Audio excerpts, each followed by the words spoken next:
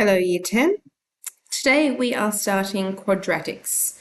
You learned some quadratics in Year 9 and we'll be going over some of those concepts again, or all of those concepts again, plus going into some harder types of questions and some new things towards the end of the topic as well. But today we are going to start with expanding. Expanding could start with something like this first example here, which is a distributive law, where you want to multiply the 2 with the a plus 3. So that is just multiplying the bracket out. You go 2 times a is 2a, and then plus 2 times 3 is 6. Then to move into quadratics, we learned about the FOIL method. Now FOIL stands for first, outside, inside, last. And that is multiplying each of those things together to get your expansion. After we learned FOIL, then we talked about things like perfect squares and difference of two squares. And there's some formulas for those written down here. So a perfect square is a quadratic that can factorize up to have one bracket and all squared at the top. Now this first one is in the form of a plus b in brackets all squared. Now remember that you could do this with a FOIL method if you were stuck, but to do it faster, we have this little process here. What you do is you multiply the first thing in the bracket by itself. So you go a times a gives the a squared. Then you multiply the a times the b and you double that from the outside. So a times b doubled makes 2ab. Then you do the second position, the b times b, which gives b squared. Okay, so they will always expand into that kind of form. If we have a difference of two squares that has a minus in it, then that will just put a minus in front of your middle term there, but otherwise the rest of it is the same. A difference of two squares is when you have two brackets that are pretty much identical.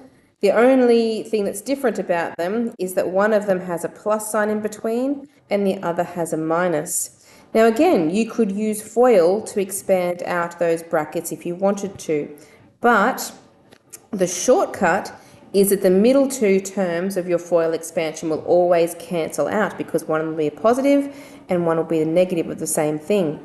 So the shortcut is just to do a times a, which gives you the a squared, and then b times minus b, which gives you the minus b squared. Okay, so here are our questions. I'm going to go through the different types. In question 1, we are just multiplying through our common factor. So I'm going to do 3 times a, which is 3a. Then I'm going to do 3 times 4, which is a positive 12. In b, minus 2 times 3m is negative 6m. And then minus 2 times minus 5, two negatives make a positive, and 2 times 5 is 10. Part C, we just have two of these brackets in the same question that we need to expand out. So 2x times 3x makes 6x squared. 2x times negative 1 makes negative 2x. Now careful with this next one because the minus sign needs to get multiplied in as well. It's minus 4x times x, which is minus 4x squared. Minus 4x times 5 would be negative 20x. Now often with lots of expanding there are things that can collect up, and this question does have things that I can collect up. I have x squared terms. 6x squared minus 4x squared would make 2x squared.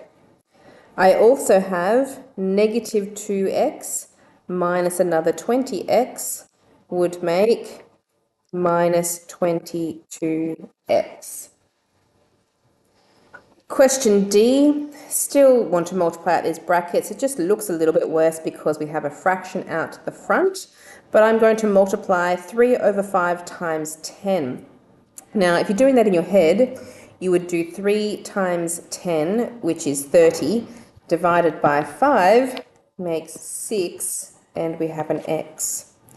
Then we do 3 over 5 times 3, so 3 times 3 is 9, and 9 over 5 unfortunately does not simplify, so we could just leave that as a fraction like that. Okay, in question 2, we're moving on to questions that have 2 brackets. So this is where we want to use the FOIL method.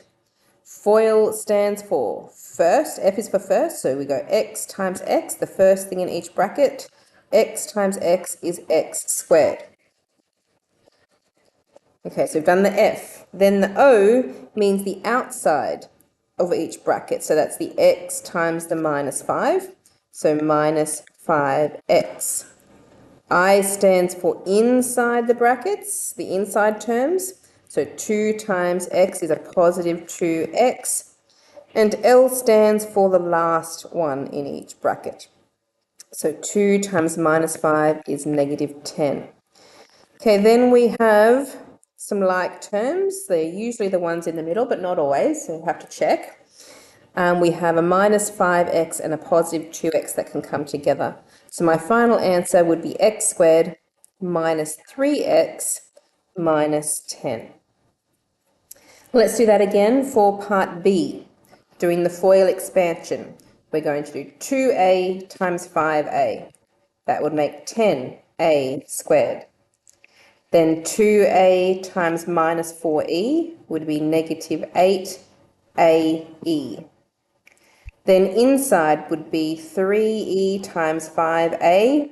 That would be a positive 15ae, keeping those letters in alphabetical order. And then last would be 3e times minus 4e, which would be negative 12e squared. Okay, again, the middle terms are like terms. So I'll do a second line where I add those together. We have minus 8 plus 15, that's a positive 7ae, and the other terms don't change. Okay, next page for question 3. These are the perfect squares.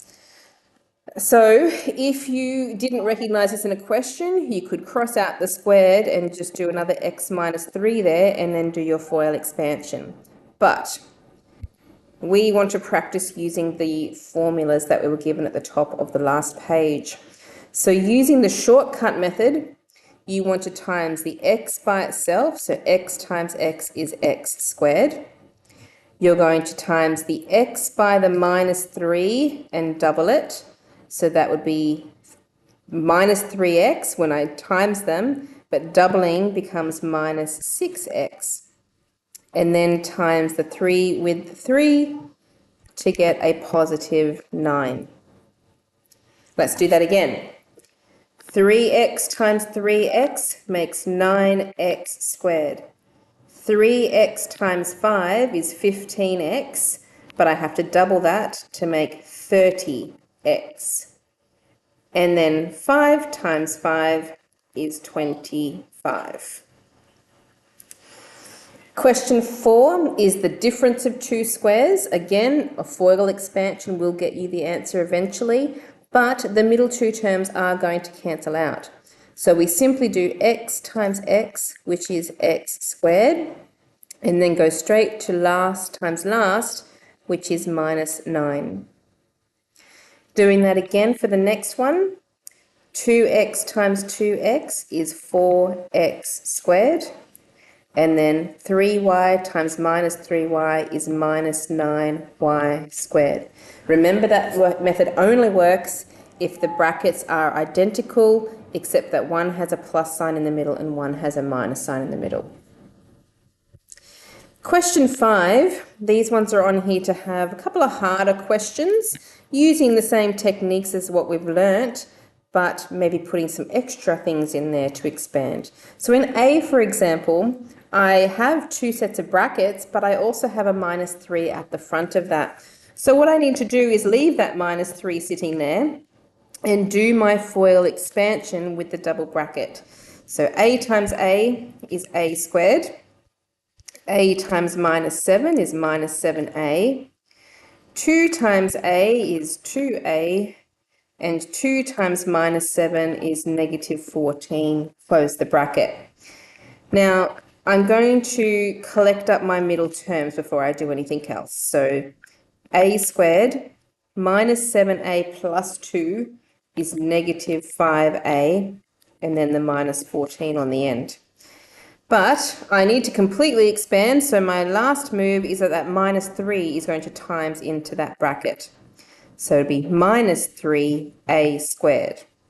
Then minus 3 times minus 5 will make a positive 15a. And then minus 3 times minus 14 makes a positive 42. Question B. The 3 is going to have to stay out the front while I expand out this perfect square. That's the first thing I need to do. However, this minus sign is very important. So I'm going to put the minus sign there and I'm going to expand my perfect square into some brackets because that minus sign is going to have to expand through into the perfect square when I'm done. Okay, so expanding the perfect square. We do 2x times 2x, which is 4x squared. We do 2x times minus 9, which is negative 18, but we have to double that to get negative 36x. And then we do minus 9 times minus 9, which makes a positive 81. Okay, on the second line, the 3 is still sitting there, but this minus needs to expand through, which means the sign of every term in that bracket is going to change. I'm going to have negative 4x squared, positive 36x, and negative 81. Then I have some like terms. The 3 can go with the negative 81. Now I'm going to put these in order of a quadratic. So I'm going to start with my x squared term, minus 4x squared.